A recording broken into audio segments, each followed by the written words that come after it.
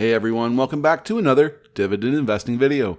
The real estate sector has been getting straight up demolished in recent weeks. One of the hardest hit subsectors in the REIT industry has no doubt been retail.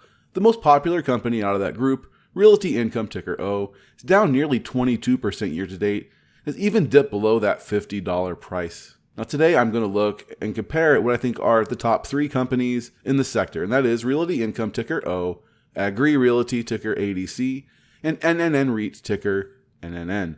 These companies are down largely due to rising interest rates, and this causes their interest expense to go up on variable debt. And it also provides more investor competition as higher rates create safer, higher yielding options, right? So are these companies worth buying and holding right now? And has anything fundamentally changed with Realty Income and its peers? And that's really the question I want to provide some clarity on in today's video. So let's just get into it. I'm Nick, and this is the Dividend Growth Income channel. Thank you for joining me today. I'm not a financial advisor or guru. I'm just a regular guy who wants to share my love of dividend growth investing and building financial independence with passive income. If you could, please do me a favor, smash the like button and subscribe to keep up with future videos.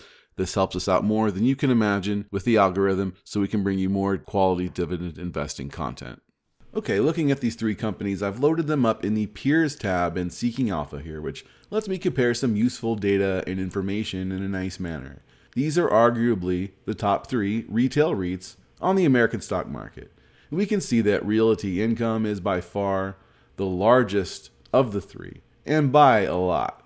The market cap is 4 to 5 times larger than that of ADC or NNN. Here we see their price return over the last year to date here, and they're basically tracking each other. All of them down around 22%, NNN down about 24%. But I like to zoom out and see longer term how these performed. I'm going to switch this to total return so that it'll also include the dividends. Because these guys pay hefty dividends. That makes up a large part of their returns. If we move this to look at the last 10 years, Agri Realty has by far made the most money for its investors with a total return of 184% over the last 10 years. It's also a bit shy of what the S&P 500's done, but it almost doubles what Realty Income's made in a total return of about 101% and more than doubles NNN's 71% total return. But look, at least you've made money on all of these. They're all high quality companies. Like I said, these are the top three retail REITs on the market. Let's compare their dividends all side by side here. As dividend investors, we care very much about this aspect. A Realty Income, you have to hand it to them. They've done a fantastic job marketing themselves to dividend investors as the monthly dividend company, quote unquote, and getting that dividend every month. It is pretty sweet. And Agri Realty also pays monthly, while NNN pays quarterly in the months of February, May, August, and November. And right now, the biggest bang for your buck as far as yield is going to go to NNN, yielding 6.43%, while O is hovering right above that 6% mark. And ADC has even come up above 5%. So each of these yields are far above their historical norms. I remember a time when O was yielding in the 4.4% range. It wasn't that long ago. And these payout ratios, they're high, but this is normal for REITs due to how they are structured. And that's a payout ratio in terms of adjusted funds from operations, not earnings. We don't look at that when we're looking at REITs. We're going to go into this a little more. Now, looking at dividend growth, all of these companies have track records of growing their dividends. And O and NNN are both dividend aristocrats. It's more than 25 years of dividend growth. Although NNN, I'm not sure if they make that list officially, if they're on the S&P 500 or not. I couldn't find out quick enough, but it does have the longest dividend growth track record of this group. I'm not sure why it's listing ADCs as 3 years here. ADC actually has 10 years of dividend growth since they did have a dividend cut in 2010. Now, their dividend growth rate is the strongest of this group, the lowest yield. Now, with that 3-year compound annual growth rate of 7.28%, that's really pretty fantastic for a REIT, right? Now, again, Agri Realty has returned the most money to investors over the last decade by far. Just an example of how the highest dividend yield, is not necessarily going to be your best investment choice. And by the way, this information here in Seeking Alpha, I believe it's available for free to everyone, but if you're interested in their premium membership, which lets you get access to all the articles and such, You can use the link in the description on the video here to get a 7-day free trial, and they also give you a $50 coupon off your first year of membership.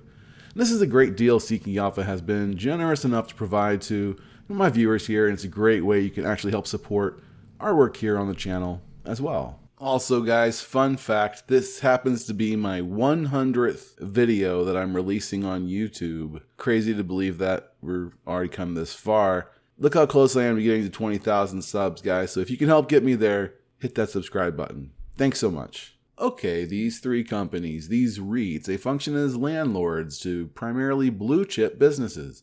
Now, Realty Income, they maintain a 99% occupancy rate. That's unbelievable. And these are the top tenants they serve. You have Dollar General, Walgreens, 7-Eleven, FedEx, BJ's. Now, everybody likes BJ's, right? Walmart, AMC, Red Lobster, and Lowe's are amongst that group. Now, we know some of these companies are struggling, like Walgreens, for example, but if you're investing in O, you're investing in the properties that a Walgreens leases. And if you look around your hometown, I bet you can find a building that used to be a Walgreens at one time that's been repurposed into something else. Another good example is an old Pizza Hut. Those are always real easy to recognize, and sometimes those become medical clinics.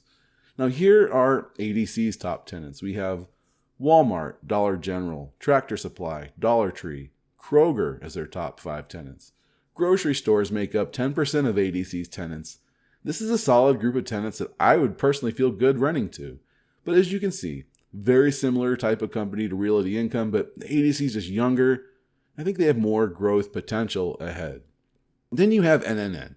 Well, I could not as easily find their top tenants. Looking at their top industries, they're heavier on convenience stores, automotive service. Notice the car wash in that photo.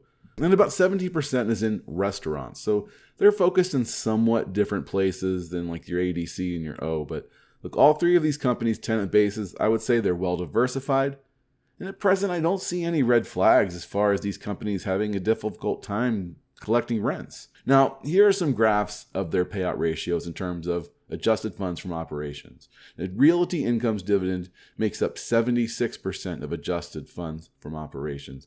And look at the excellent job they've done in bringing this payout ratio down over the last decade, all while raising their dividend every year in the process. And that's why people love Realty Income, the monthly dividend company. Now, here is Agri Realty's payout graph. The dividend makes up 73% of the next 12 months of adjusted funds from operations. This has been very predictable, and it's lowered itself from the high 70s a decade ago to the mid to lower 70s now. And then NNN with a payout ratio of 69% of adjusted funds from operations. This is also on the lower side of being in line with their usual. So what does this mean? Now, it means these companies are continuing to collect their rents as they have been. These dividends do look quite safe. Simply Safe Dividends gives O a dividend safety score of 80, rated safe and unlikely to see a dividend cut. Likewise, Simply Safe Dividend gives NNN the same safety score, 80. And then Agri Realty is given a Simply Safe Dividend safety score of 70, probably because this company has cut their dividend in the past. And they're a younger, smaller company than the other two. But remember, this is the one that's made investors the most money over the last 10 years. Now, the thing we need to see the most in these REITs is we need to see adjusted funds from operations per share increase year over year. This is necessary for long-term stable dividend growth. It just doesn't work otherwise. Now, here's how Realty Income has done over the last decade, raising its AFFO per share from $2.41 back in 2013 to $4.07 at the time of publishing. So AFFO per share has grown by 77% over the last decade for Realty Income, and that's allowed the monthly dividend company to continue growing their dividend. Here's Agri Realty having grown their AFFO per share even faster over the last decade, going from $2.13 per share in 2013 to $4.02 per share today. This is 88% adjusted funds from operations per share growth over the last decade. This is a big part of why ADC has the strongest dividend growth track record over the last decade, simply because their AFFO per share has grown at a level that allows it. And these companies are required to pay out so much of their profits to maintain their REIT status. Then you have NNN Reit. They have the weakest AFFO per share growth, going from $1.99 in 2013 to $3.26 per share at the time of publishing. That's about 63% growth. NNN Reit has also the slowest dividend growth track record over the same time frame. But look, all in all, I think the market reaction to these REITs is ultimately an overreaction, and patient investors with a long-term outlook can snatch historically awesome starting yields that pay upwards of 5 and 6% while they wait for things to turn around. I believe they will, but I could be wrong. Now, for full disclosure, I do have long positions in O and ADC. I do not own NNN, but I do like it, and I'd have no problem owning them as well. So thank you for sticking around, my friends. Your support for our work here on this channel is super appreciated. Now, investing during these uncertain times can be a challenge, right? And I just have two pieces of advice for that. One, take emotions out of things entirely. This is useful for just about everything in life. Don't invest money you can't afford to lose in the short term. And if you're looking for more dividend growth stocks that I think are on sale right now, click right into this next video where I go over 3 that I like right now. And until next time, my friends, keep investing.